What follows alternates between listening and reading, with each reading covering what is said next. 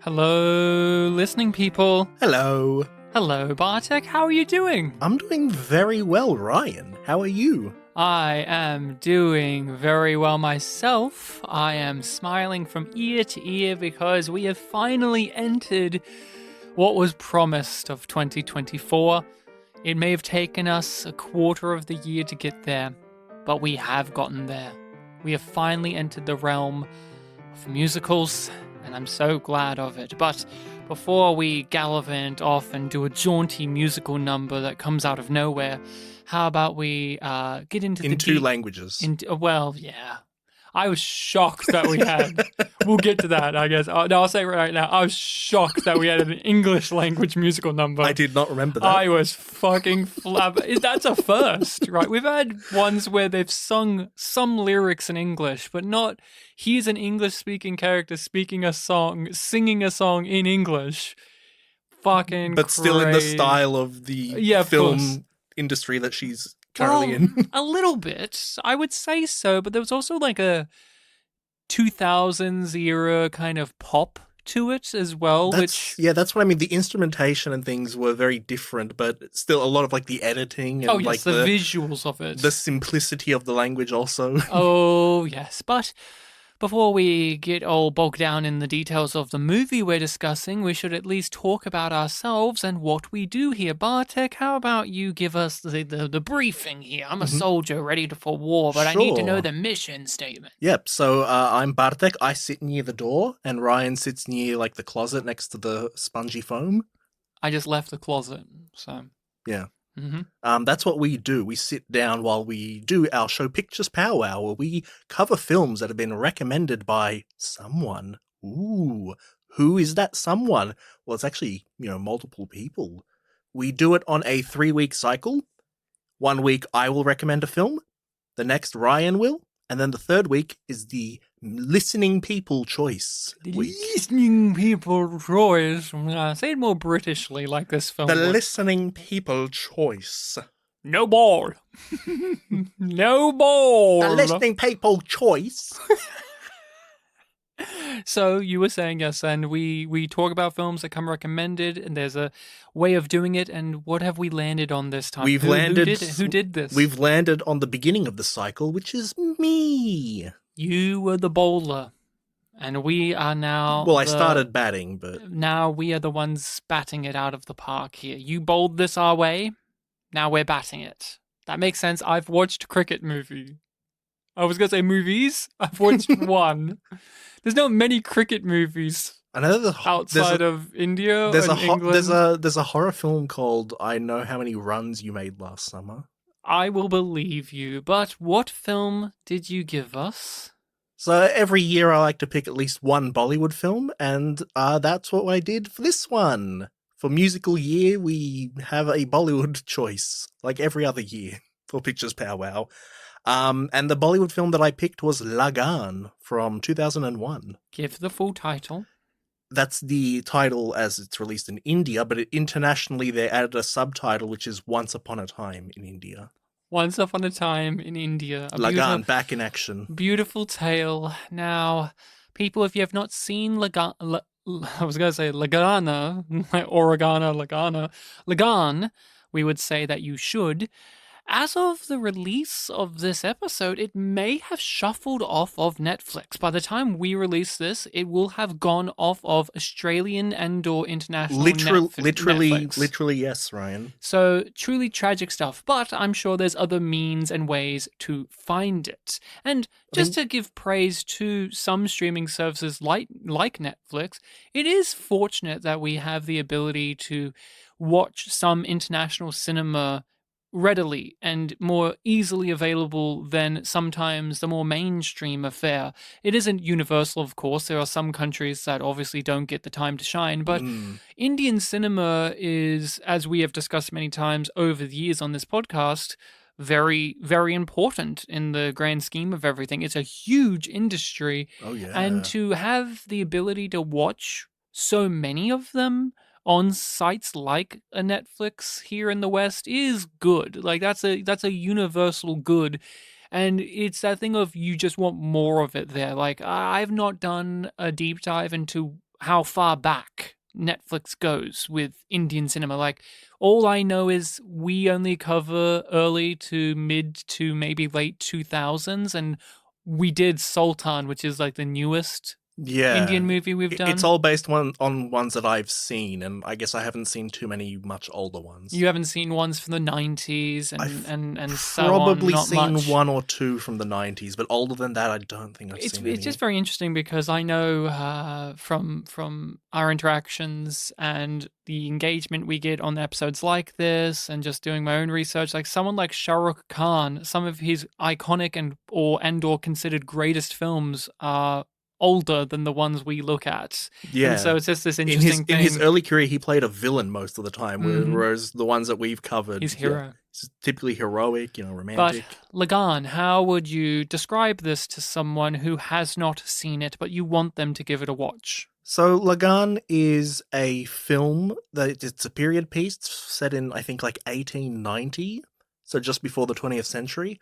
It is while the British are still occupying, I almost said Italy and England, India, the country that this is set in Hmm. and the country that made it. And this film focuses largely on the land tax that they put upon the poor people of the country, where The they, different regions of the country, yep, and yes. that's what the title means. Lagan means land tax. Mm. They have to pay every year. Well, it's not literally money, but it's like, farm produce and stuff like that to the king. The king keeps a very small portion of that and gives the rest of it to the British. Hmm. And in the recent years of this film's setting, they've had incredibly poor rainfall, and so it's making everyone really struggle. This one year they got no rainfall. That's why the Yeah. extra pressure is on the previous years. They've been scraping on by, having to plead to the British to give them chances, which the British have yielded on in the past. But now it has not rained for a year, and the British are not budging, seemingly. Yep. And then through a series of, unfortunate encounters with the British, there is a threat that they're going to have to pay double Lagan, meaning, twice as much on this year where it hasn't rained at all.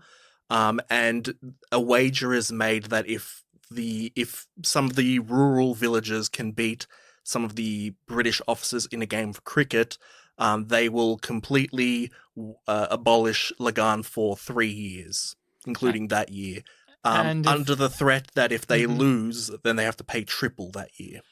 And that is where the movie is in terms of its big story.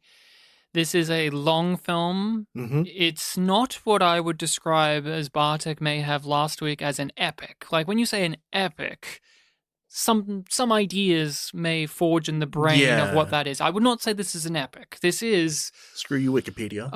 I wouldn't say it is. Not in the way that, like, some of the other films we've covered over the years, Indian or not, I can would, be yeah, epic. I This would, is I would just see epic as something that covers like a long period of time. yes, and also the scope of what is happening. Like, the good, the bad, and the ugly doesn't cover a long period of time, but it's an epic in terms of, like, you're watching the characters trek along the country and also in and out of the Civil War while they're just minuscule figures. Like, this is dealing with an epic situation in terms of the British, and I guess you could say they do overthrow the British in a fashion. So that's quite. So I can see Well, the the British, argument the being British in their made. province get like, spoiler alert for the literal ending of the film, they get humiliated out of the province. Yes, but yeah, of course. So we're going to talk about it now in more depth, detail, and yes, spoiling of things. Nearly 4 hour runtime was intimidating to go into it. It's a sports film about a sport I find incredibly boring, Mm. so that was also not in its favor. I had no familiar faces to greet me into it because this is a different lead actor and I didn't recognize any of the supporting. Maybe you'll tell me there was someone here that was in another or in the behind the scenes production. I don't think we've done this director before. Like, I was kind of walking in with my head held low, just because a lot of those elements coming in Yeah. do not appeal to me. But I will say, because I have not seen this before, this is a first time for me. I had a good time. This is probably in the middle of the Bollywood or Indian films we've watched for the podcast. Mhm.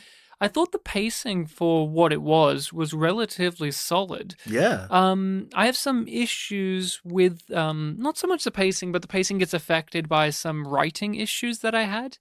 But overall, I found this a thoroughly entertaining affair. I found it genuinely compelling, especially when it was touching upon the unrest of the times and the relationship with the British. And we have had to discuss many times over on this podcast colonialism and the effects of it. And we've covered several films directly dealing with that, Yeah, as well as just Nightingale, yeah, or Last of the Mohicans. last yeah, I guess yeah, kind of, that's yeah. no, that's a great one. And why am I Breaker Morant?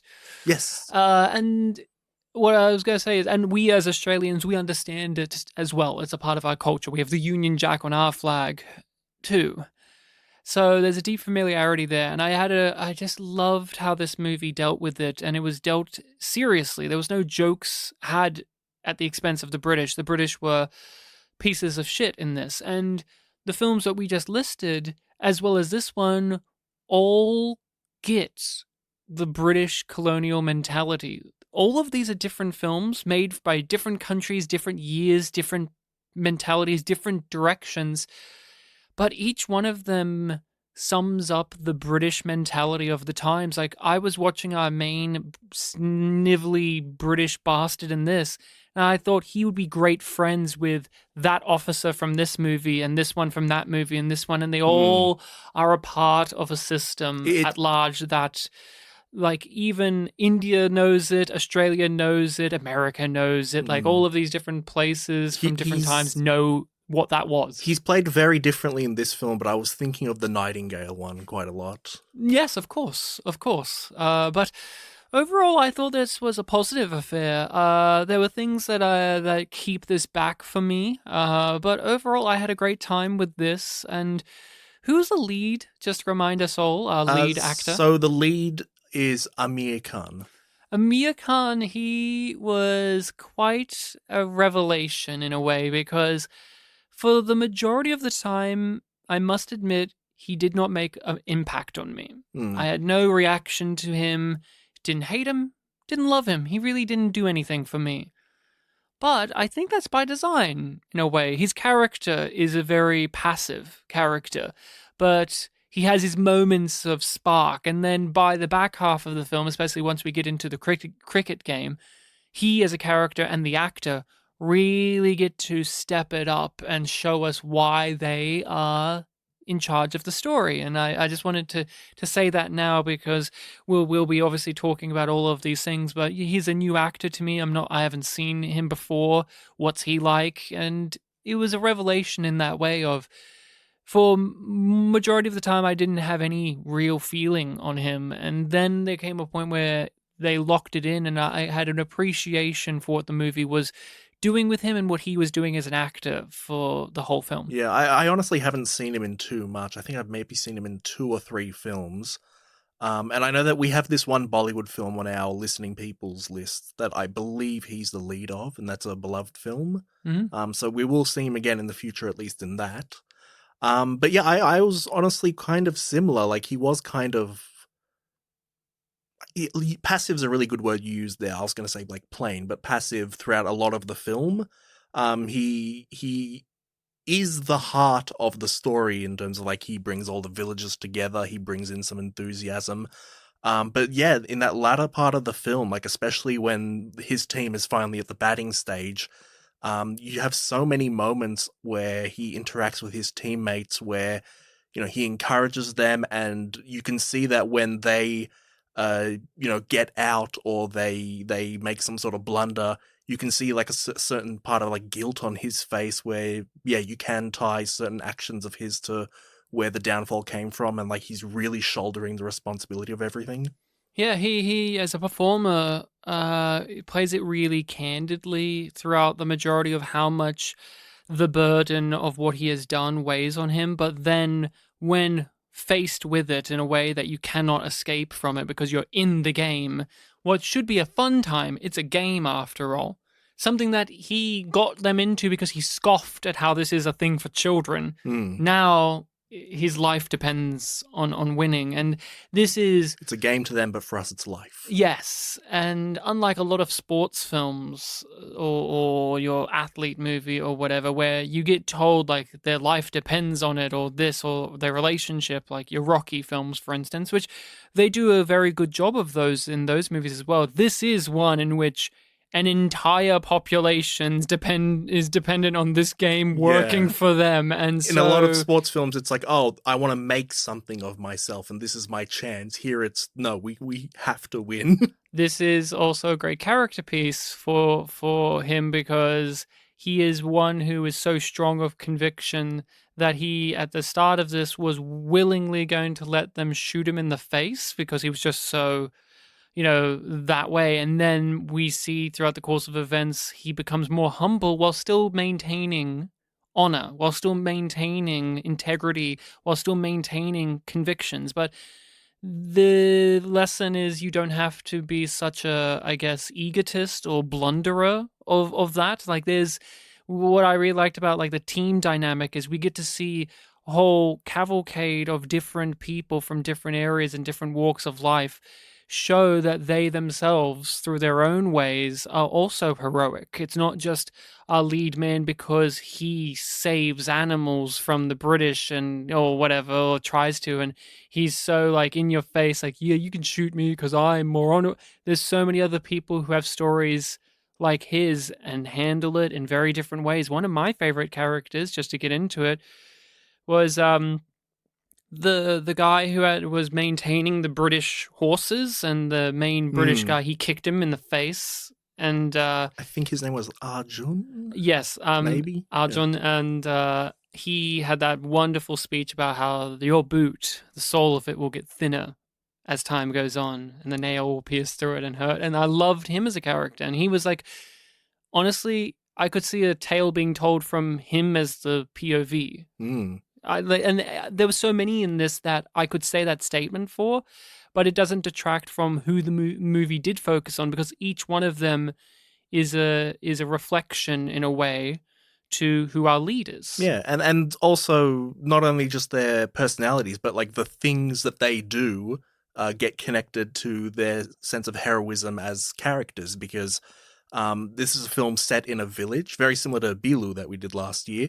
And every single member who joins the team has a different role or different personality in that village. And you have this great scene. It's when the guy that's, the double agent guy is trying to join the group.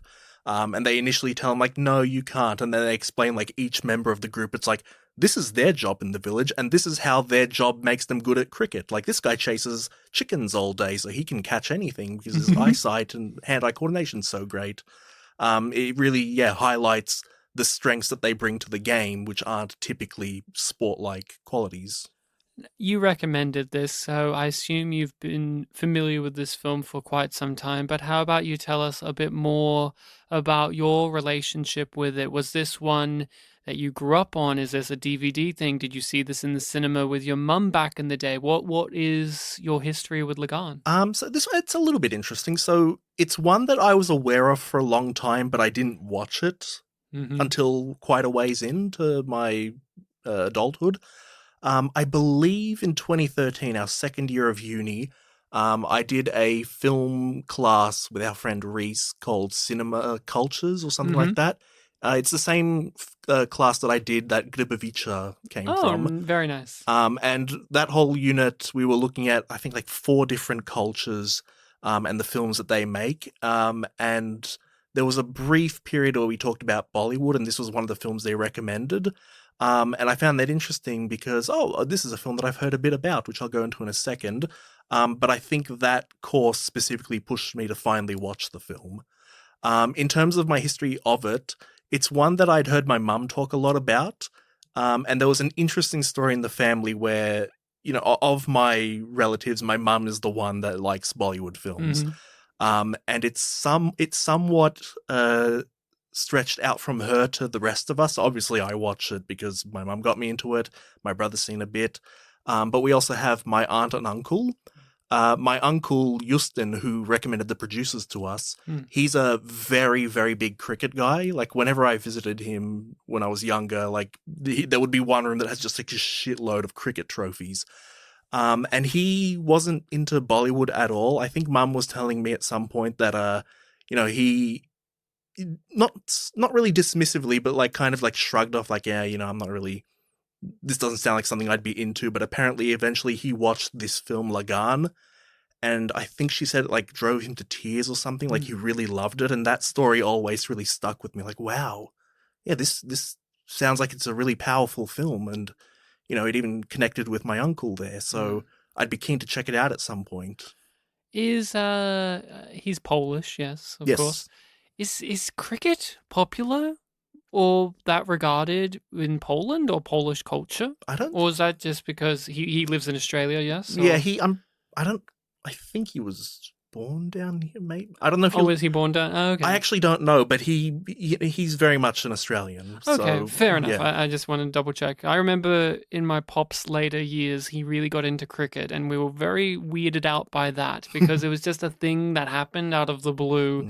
He definitely grew up down here. Okay, but because cricket, for those who are not from countries that play it, is very much a game for us in Australia. It's very much one of the popular sports. We participate in games against India and England and New Zealand and so on. It's very much something that is in the DNA. So it is a story that I can understand, although I'm not a fan of cricket. I understand the importance of it, culturally speaking, when you suggested this film as being the one of conversation and you said it was a sports movie. I was like, oh, it's cricket, because that's what I associate in terms of India's passion for sports. If cricket is the main one I leap to. If I said I was recommending an Indian sports film that I've seen, it would either be that one or Chak De India, which is women's hockey. There you are. But I was an extra in that. Yeah, I had and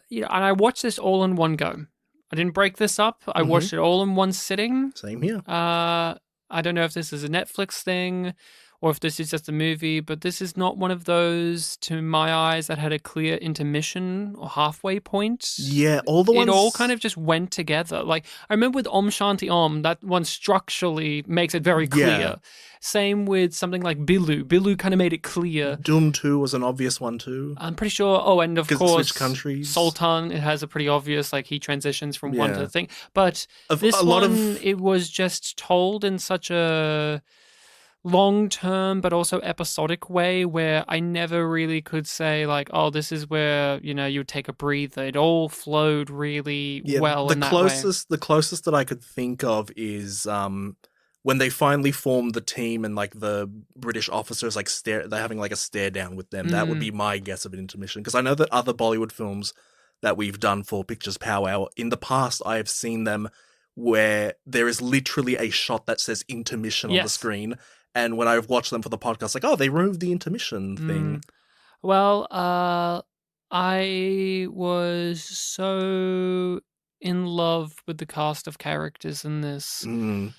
I was surprised when they kept introducing new ones, but still being able to nurture and maintain the older ones that were there. I really liked the dynamics at play with the team, but also with the outsiders. I loved the king as a character. I thought he was really great, and I know it's a bit of maybe a cop out for some people that I, of course, think the best scene is the one with the English speaking characters, but I thought the best scene of the movie was with the king and the British officer and his sister at the beginning when the British officer's like, eat the meat. They're having that was... I was going to say they're having a meeting. I don't know. I know this is quite a big pull. Obviously, the filmmaking styles are different, but that type of stare down and intimidation made me think of Inglourious Bastards in a way. You got your Christoph Waltz, and he's just so happily being like, so they're underneath us, right? Yeah. Just that demented quality, and I really thought that was quite a gripping sequence, and it was shot placid, like it was just no aggression in the way that it was shot, and I think that made it more unsettling, that This was in a bright daylight. Everything is gorgeous and beautiful. All of the outfits, all of the haircuts, all of the facial hair and everything. And everyone's so mannered. Yeah, and that's what I was going to bring up. It's contrasting what you've already seen of this character, him out on a hunt and, looking down on this darky who's dared to slightly ruin his hunt, and he's just threatened to kill him. Now he's, at his headquarters and he's meeting with the king and everyone's proper and they're having a dinner, and surely here he's going to be all manners and stuff, and then his sister's even here to watch him. His sister's even there, and even she's shocked at what he's doing.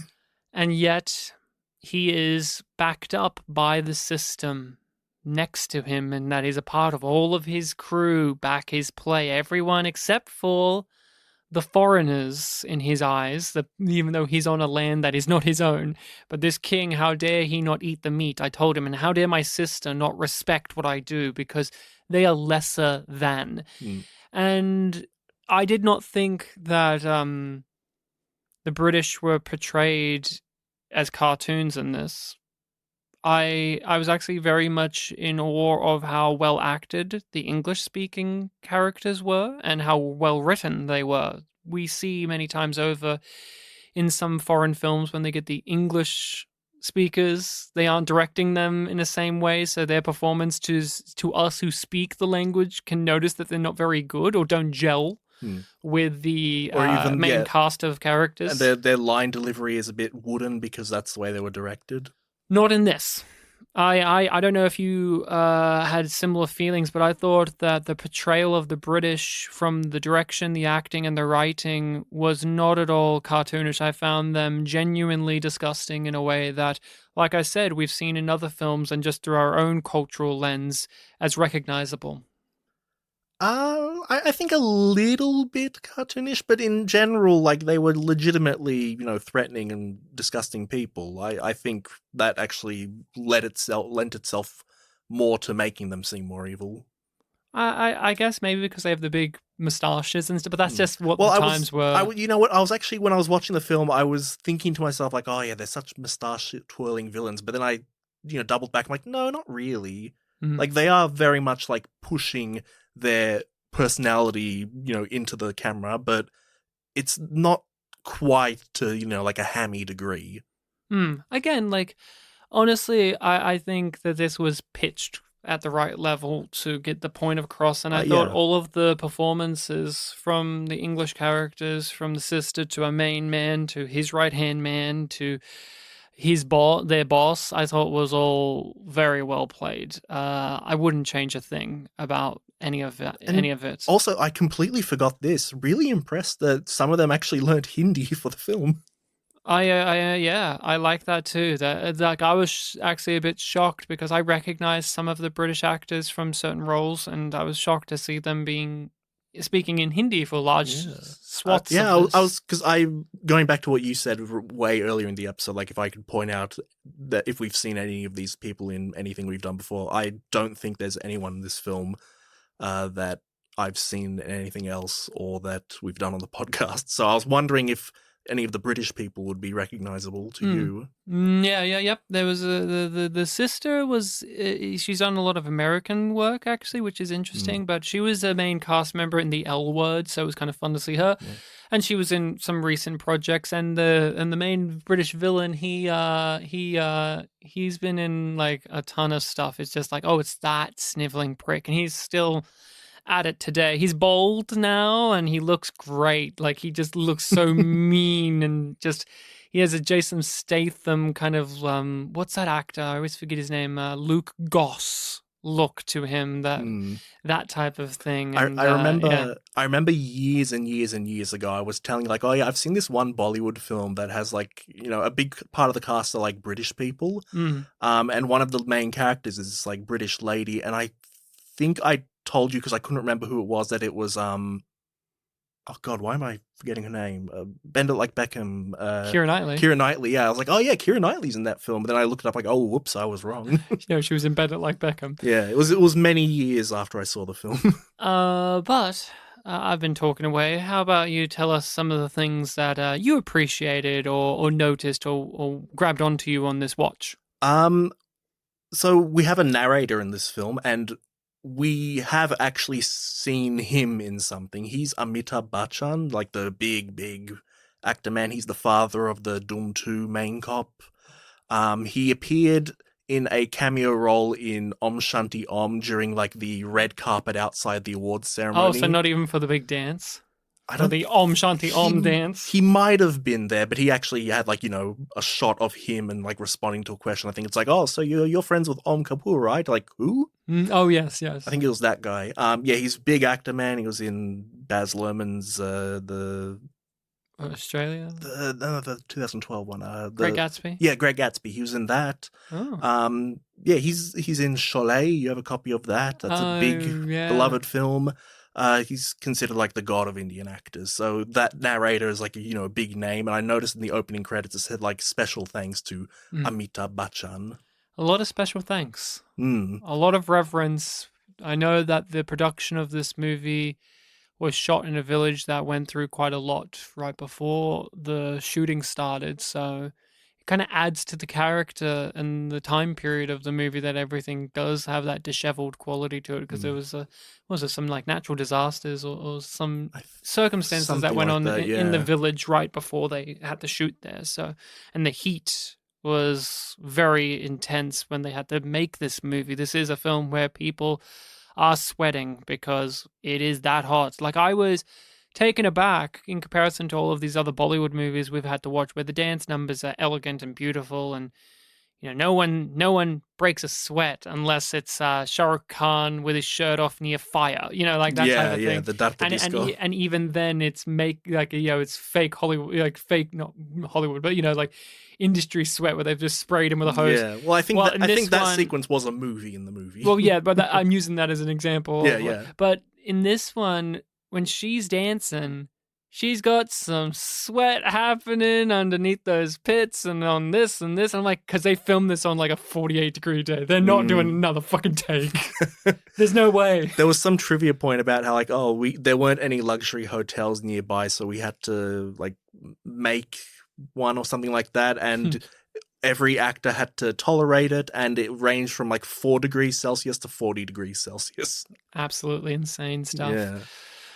One thing that I really enjoyed, and I think I've probably brought this up a few times in previous Bollywood episodes, 2012 I went to India for a volunteer thing, and I obviously talked to a lot of Indian people while I was down there, and they were incredibly warm and friendly, just very lovely people. And in this film, at the beginning, we're mostly just seeing our Indian villager characters interacting amongst themselves. And there's a lot of, like negative sentiment about like, the white people, the British, British, they're, ruining our lives. And the traitors. And they're traitors working for them. Yeah.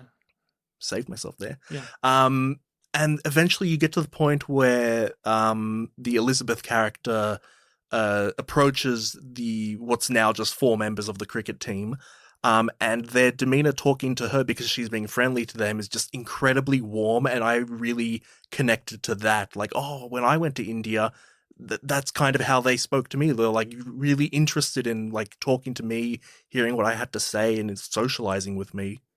Especially like the fortune teller character who's like very hammy and kind of intimidating looking, like most standoffish. The most standoffish. Like he was just incredibly like friendly and just, really keen to talk to Elizabeth. Yes, I really liked Elizabeth as a character and what they did with her and using her as this vehicle to talk about how there's more to life than just a black and white us versus them. And that there is, on both sides of everything, people who are willing to connect. And I thought that the love triangle aspect of this movie was very interesting, or like the kind of like him kind of not understanding that Elizabeth's in love with him, but kinda, and then the girl in the village and how she's annoyed because she can tell instantly.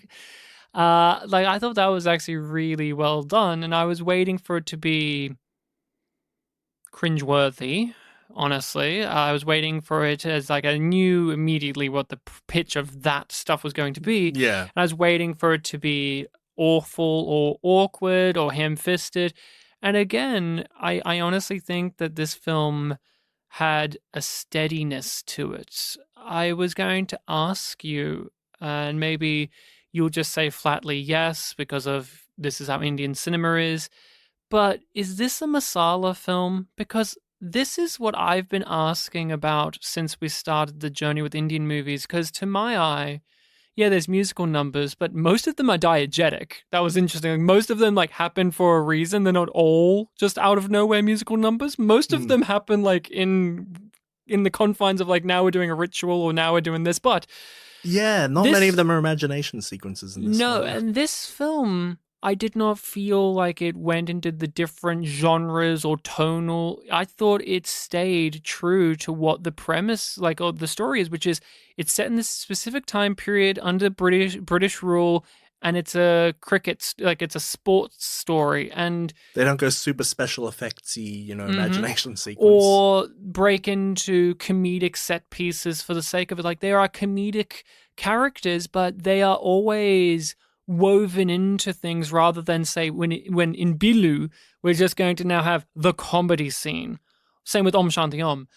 I never felt like this film had the usual markings and trappings of the masala films we've had to watch. I thought this was honestly if you redid this and just said it was made in Hollywood, you would never even think, oh yeah, it's genre changing, blah blah blah. This was just, to me, the most traditional from Western storytelling standpoint I've seen from Indian movies, and I wanted to get your opinion on it. I guess it still is masala because it does cover, just so many different little aspects, because, you do have romance, you've got the sport film, you've got some action-y sequences like training montages. But they're still in sports relations, so yeah. And then you veer hard into racism and colonialism and, the relationships therein. And of course, musical sequences. So, it does cover a few different grounds there, but I do see what you mean by it being very steady. I think I was even noticing that with the musical sequences, they're directly reacting to something that's happening right now, or, it's a festival, so they're going to sing in relation to the festival. Also, we've had this conversation many times about masala stuff and how it's just a kind of a given in Indian cinema, but it isn't the only type of movie making there. It's not the only type of storytelling. It hasn't been the one that's been there the whole time. If you look it up, it isn't. Honestly, when I recommended this film, when I was thinking about recommending it, I actually didn't remember if this one had musical sequences or not. And it always is one of the things when you discussed on the pod over the years what masala is and how it's a little bit of everything for everyone type of thing. Mm-hmm.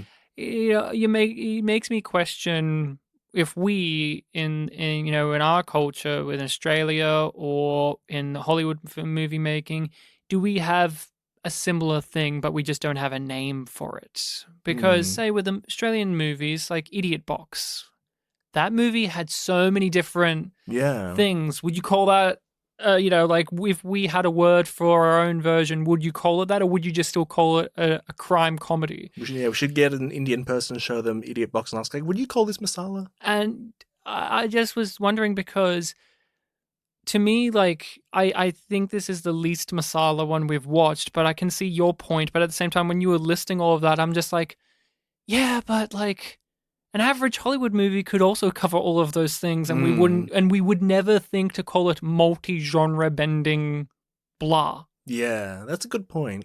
I know I'm just using this as an example because it's an easy one, but you would not call Joker a masala film, but it also covers a lot of different things, and he also has dream sequence. I mean, I know what you're trying to say. Yeah. But I really enjoyed this overall. I thought back to our lead, I found him passionate. I think this is one of the most passionate performances of our leading actors we've seen. His character, although starts out as doesn't start out, but spends a good portion of the film as a passenger or as a vehicle to let everyone else kind of be the sympathetic one, because everyone else is more sympathetic than he is. Like, you feel for the bowler who's disabled and from a different caste system. You feel for the other bowler who's like, I used to be a British officer. I used to serve with the British, and I hate them. And Yeah, the Sikh guy. yeah, yes. You feel for so many of these characters more than our lead one, but underpinning it is his grief. And He's very much more of a traditional hero character than they are. but I thought this lead actor, he was the first one to me that didn't feel like a movie star.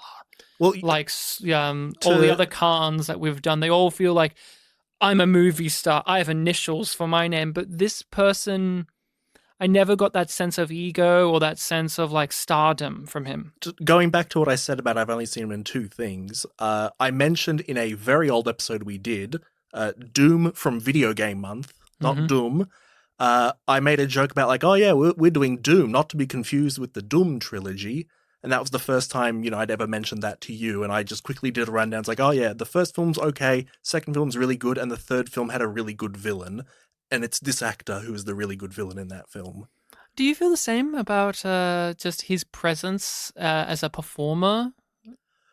Because I haven't seen him in too much, and I don't have the strongest recollection, well, now I do because I've just watched Lagaan again, I always imagine him with a very stern face, stern and focused. And he is that for a lot of this film until, like, you have the sequences where he's a bit cheeky when, he smiles a bit and makes a few jokes. But yeah, I really would be keen on seeing him in a few more things because from what I understand, like, yeah, this guy is very beloved. Like, from what I understand also, he's one of the 3 big Khans. Or at least, I don't know if that's still the case now, but there's more Khans now. Yeah, well, there's always been many Khans. There's always many Khans. But in terms of, like, big ones, like, the film, like, the production company is the Amir Khan company. Noticed. And I was like, oh, wow, I didn't know that. But I just thought, even though I like, the other actors we've covered on this pod, I feel like he just doesn't have that, I don't know, the way that they pose and the way that they hold themselves, like, and this applies to Hollywood stars as well, like, where you're like, they're a fucking movie star. He just feels like he is the character, he is the role. I honestly didn't think about, like, he's one of the big Khans. When I saw Shah Rukh Khan, I'm like, oh yes, I know immediately he's one of the big stars of India because the way that he presents himself in his movies. Hence, when we did Bulu, I was actually happy to see him be vulnerable in a way I hadn't seen him do before. In an ironic film where he's playing himself, kind of. Yeah, that's it. Now, were there things that did not work for you or held you back on your watching of Lagaan? I don't know where you place this in your viewership of Indian movies. Is this one that you would say is a favorite or kind of in the middle? I hadn't really thought about it before. I guess a lot of the other Indian films that I've seen have, I guess, more of a higher fun factor, like, in terms of, like, they bring in a lot of laughs, or, they bring in a lot of color, or just, general, makes you have a good time while watching it. This one does feel like a bit more of a serious film. So in that regard, I even when I recommended this film to you and you were talking about, like, oh, it's so long, this is a bit of an intimidating factor. Oh, but it's a good film. And that's just kind of what I always gravitate towards with this one. It's like, oh yeah, that's just a really good, solid film. I understand. This doesn't have the vibrancy of the characters like some of the other movies do. Like, although I like all of them, they work in the confines of what the tone is of this movie, which is a lot more serious. Although some of them are a little bit funny, the characters, none of them are outrageous characters. None of them are the principal from Main Hunar. Like, none of them are going to rise to the level of Om's best friend in Om Shanti Om. Like, none of them are that, but they all work in harmony of what Lagaan is doing. It's very much a different way of doing, like, the supporting cast that Bilu had, because Bilu was also set in, a rustic country town, and you did get, like, a bunch of these side characters, and they were played a little bit more for comedy because, a big part of that film was, like, how the big sensationalism was kind of corrupting the daily life of this town, whereas this one, it's more of like a, grouping together inspirational story, while you still had all these distinct characters. And Billu had a central joke, which is he's a hairdresser barber. And a lot of funniness came from we're taking the journey of a guy who just wants nice scissors as the thing, and his rivals are other people with nice scissors. Like, that was a little bit of fun. While this doesn't have that, this isn't concerned about that at all. It's more concerned about the horrifying ramifications of colonialism upon India. That's the thing, and there's no jokes there. There's no smiling. There's no giggling about that, because it's played as like most historical dramas are. They remind you of where we came from and the adversities that we've had to go through and or overcome, or depending on your country, still are going through. And Lagaan just did that perfectly. I mean, the title is about an injustice put upon the Indian people. Yeah, land tax. And yet it's also sung and cheered and heralded in this movie as like they have taken it and turned it into their own thing, because in the end it is the story about how the dream of being able to overthrow or overcome or beat the British at their own game. No, and fun trivia point for people is that this film from 2001 is the most recent Indian nominee for Best Foreign Language Film at the Oscars. So, it's a big one. Only 3 have done that so far. And there was a trivia point talking about Roger Ebert's review of the film, where he gave a glowing review, and he pointed out the dissonance and of the contrast of when you see this beautiful Indian landscape and then you see like where the British are hanging out, and it's like, oh, this Western kind of blight on this, all of these South Asian traditional land. Yes, they're stone, cobble, all regimented. It's just... And the Maharaja's visiting there, and he's just so out of place, kind of. Indeed. Now, to give some negatives, I think the pacing and the length of the movie is drastically impacted by repetition. There are many scenes or ideas or even lines of dialogue or even the narration repeating things we already know. There's even moments where they're like, see this scene between the 2 English characters arguing? Let's just... Like the narrator just talks over and like, let's just get past it. And I think that's the biggest issue I have. It's not even about like unnecessary fluff, like with some other ones, like, oh, this comedy bit I don't need, or this characterization. It all just boils down to, it does feel padded. Yeah, that and sequence... it does feel repetitive, and it feels like it needs to hold the audience's hand when we get explained this already in a very dramatic way, and then they just say it again. Yeah, again. That's literally how that scene ends. Like with when the British antagonist is confronting like his superiors, and the narrator's interrupting them. Like as soon as that scene ends, you get the shot, like short montage shot of him like riding away, and the narrator's just like summarizing exactly what we just heard. Which, because that was happening a lot with the scenes that just focus on the British characters, I could see that maybe being an translation or an asset for the Indian viewing audience rather than us as Westerners. Yeah, that's what I mean, like translation for them, because those scenes are in English. But they also did it with like, okay, the it's going to be triple the tax, and then you get that scene where that happens, and then like a scene or 2 later, he's thinking about it, and we get like a little flash to it, and then he explains to someone again that, oh, we're doing the triple the tax, and it's like, I know, buddy, I know this. And it wasn't just the English characters and then we translate for the natural, Hindi-speaking audience, but there were just some moments where I don't need you to hit this note again. But that's mainly my big complaint. It does draw out the film's runtime, and the last hour or more is the cricket game. Yeah, I think it was 70 minutes. Yes, and I know that there's a perfectly good reason to have it like that, and it's the spectacle of it. You're here to see the cricket game. You've spent hours building it up. Now give us the payoff, and it better be more than 15 minutes of payoff. You want a full fucking act of payoff.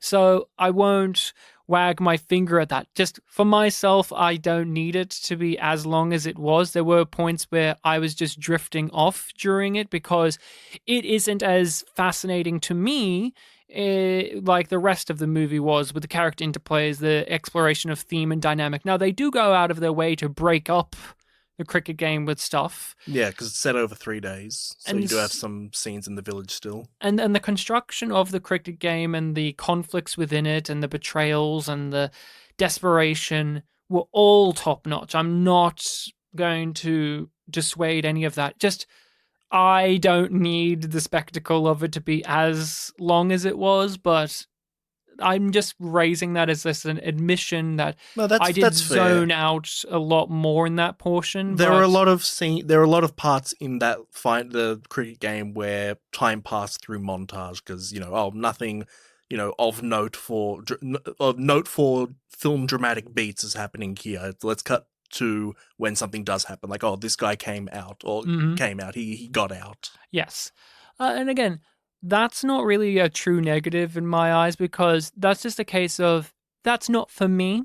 The inclusion of such a long cricket stuff, but I understand completely why it's there. And for an audience who loves that stuff, like your uncle, that's the reward. That's like you, the audience, have earned this, and the movie has earned it. Personally, I don't need it, but I think the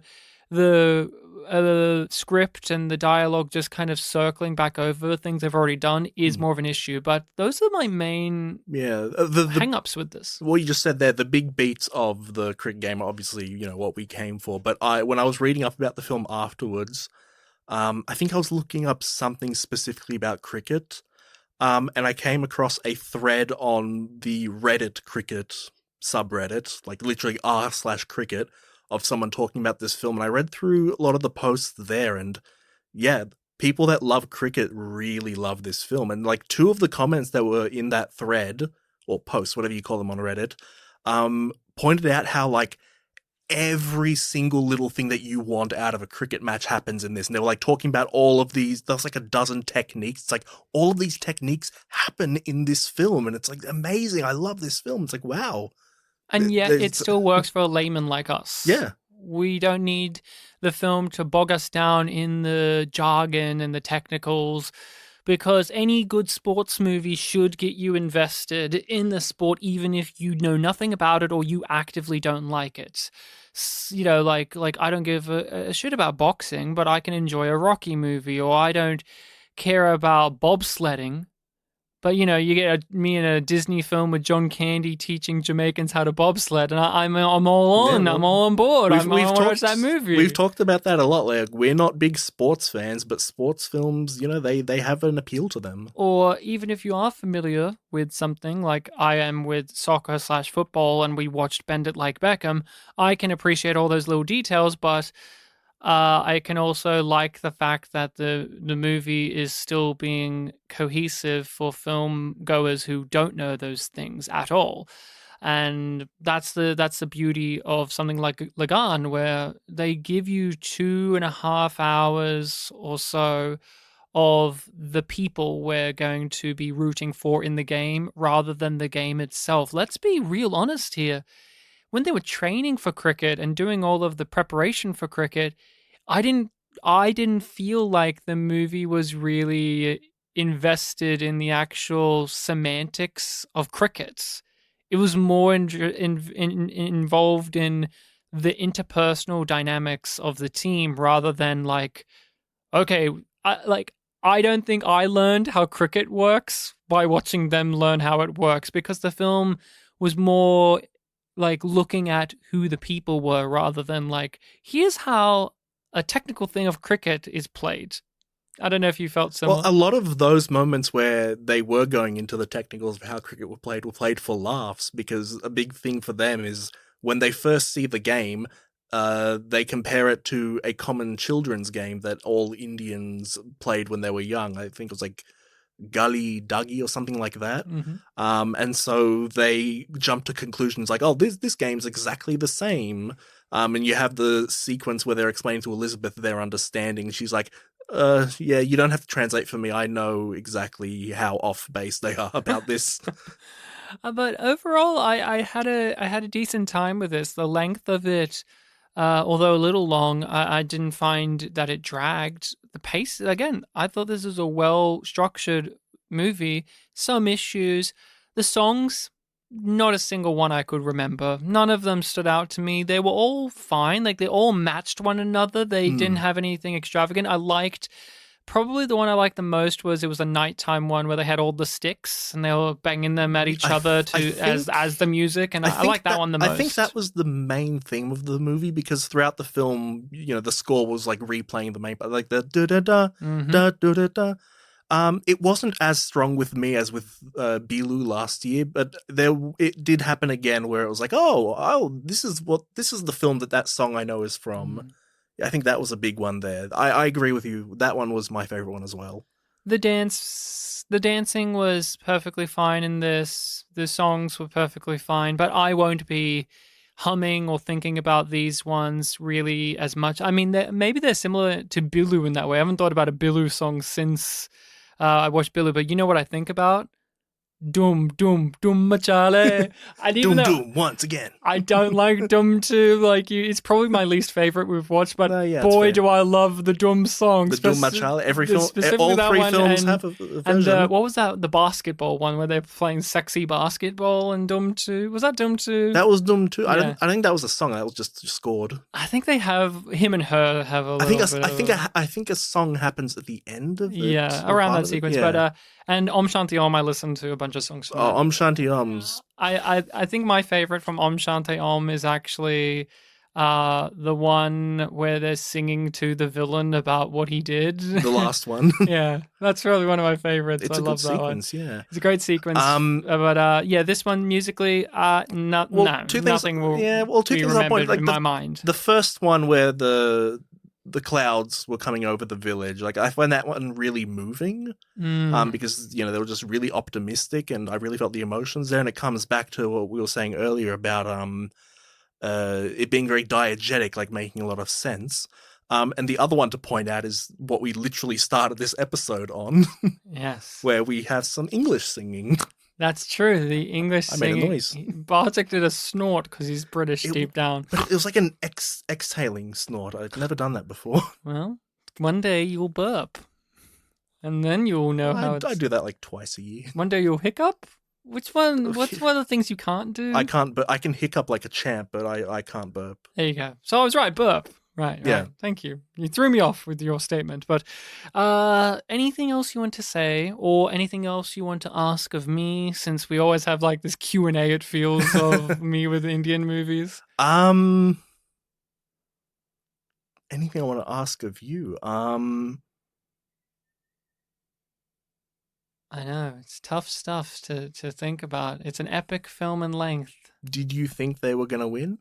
Yes. I never doubted. I never doubted for a single second that I actually couldn't. It would have been hilarious if they lost. Yeah, and then it's like, oh fuck, now we have to wait triple Lagaan. A main character was Max from Mad Max, in which his name is lost through the sands of time, but his actions will live on in a way. And who did he exist? Who knows? Yeah, that's how the film ends. I mean, was the narrator a little boy who he inspired? That would have been great. Timu or whatever, Tipo. Yeah. Wouldn't that be wonderful if your big Indian actor man narrator was revealed to be the feral kid of this movie? Not that I want to ask of you, but I want to point out that I really like the fortune teller character. He was great. He was a lot of fun. He was very hammy. You say that, but I was expecting him to be more over the line, overwrought, silly character. But he was at times, but he was a lot more. Again, this film is a lot more straight laced than what I've seen previously. Like if this was who's the director of Om Shanti Om? Farah Khan. If Farah Khan directed this.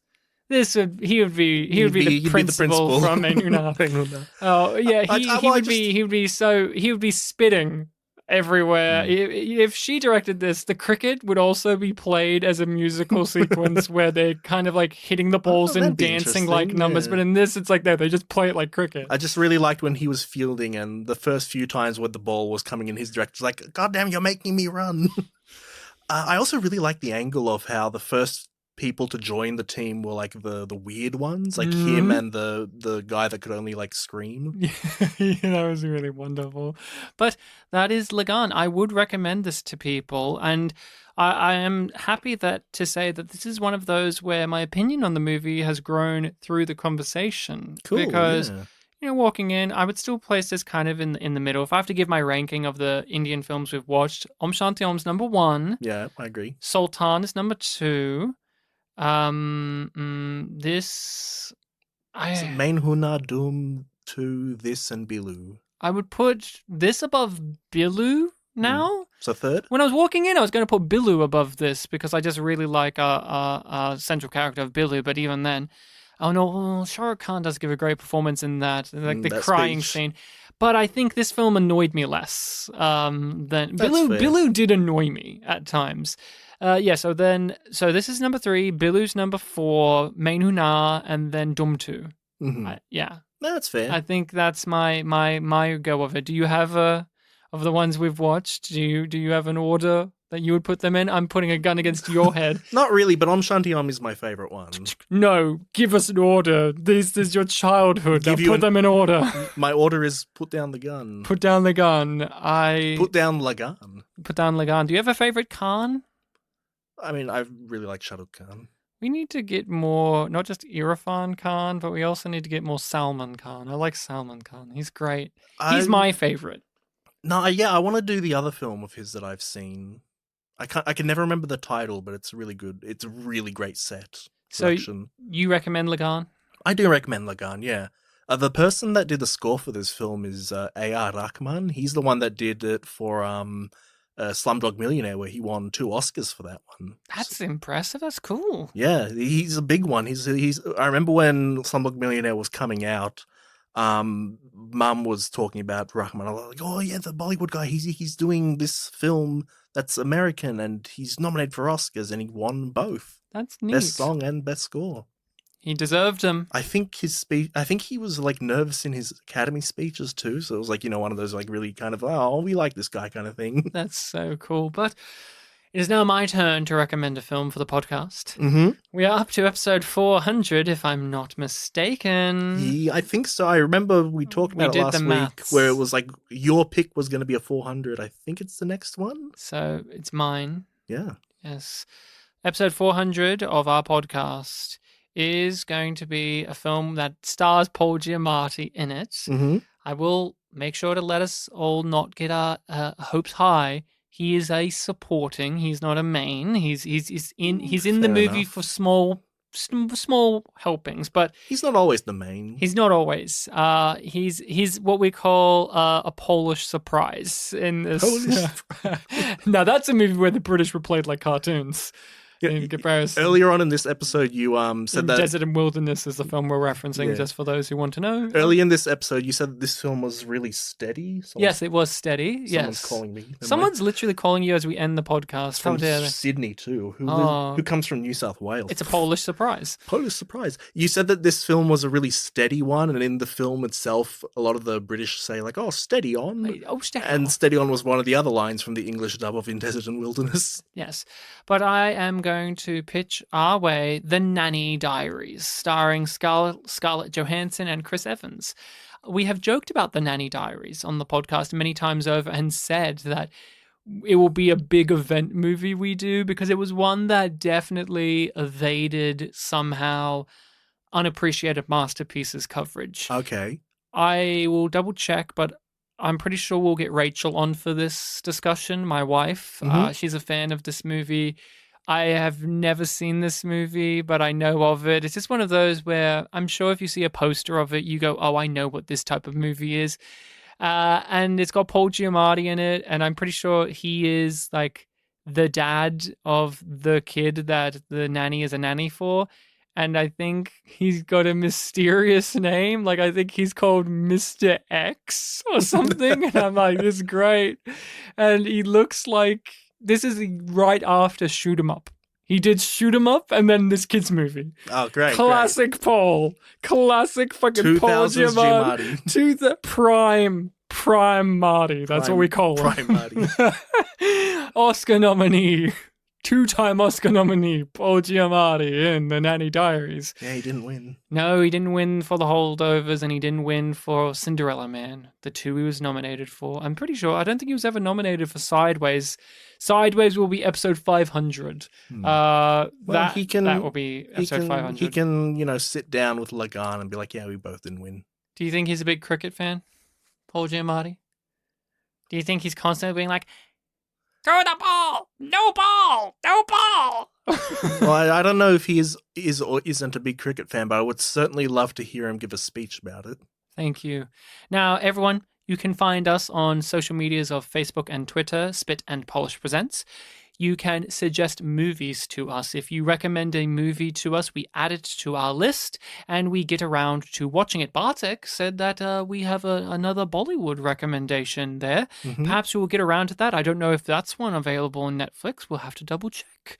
But we love getting recommendations from you, and so please give them our way, and we add them and we'll get around to them. We need more recommendations. We're getting on the shorter side, and I am thankful that we've managed for years not to actually run out, because I always wondered, what happens if we don't have a listener pick? Like, if we actually exhaust the list. But this is the first time in Pictures Powwow where we're actually facing that, where we go, we've only got we've still got what in real time is a few months worth, but... No, well, that's why I'm never worried. But 90% of them are movies we haven't found because they're foreign films that are difficult to find. So, in a way, we have a list, but it's like maybe there's always half that list we can't watch. But there's always the secret backup plan of, I'm going to say the quiet part out loud, but I can just ask someone like, hey, do you recommend something? And they can tell me a film, and then I'll just put that on the list. You're poisoning the well. But it's listening. You can people. email us over at spitandpolished@gmail.com for recommendations if you don't have social media available in that way that on the ones we use, or if you just want to let us know your thoughts on things we've discussed or ask us questions and so much else. We are on all of those podcasting sites available, aren't we, Bartek? We're on all of them, even the ones that are dead. Yeah, we're on zombies. We're on Google Podcasts and iHeartRadio. RIP to both in the year that we record this. But that's it. That's all we have to say about Lagaan. What was the subtitle again? Mexican Story in India. What was it again? Sorry. No, that's it. Mexican Story in India. Back in action. Imagine if the Looney Tunes showed up in this film. Wait, that was the Doom 2 one, right? Well, yeah, Doom 2 Back in Action. And I joked that it was Looney Tunes Back in Action. Yeah. Directed by Joe Dante, who did Gremlins and Small Soldiers. Small Soldiers? Yes. Yes. There's another movie called Toy Soldiers, and I get that confused. I've never seen that film, but I hear it mentioned, and I always think they're talking about Small Soldiers. Hey, my mum's probably listening to this episode. Hi, Mum. Hi, Mummy. Hi, Mummy. What's mum in Polish? Mama or mama? Mamu. Mamusha. Mamusha. For a little like mummy. Mamusha.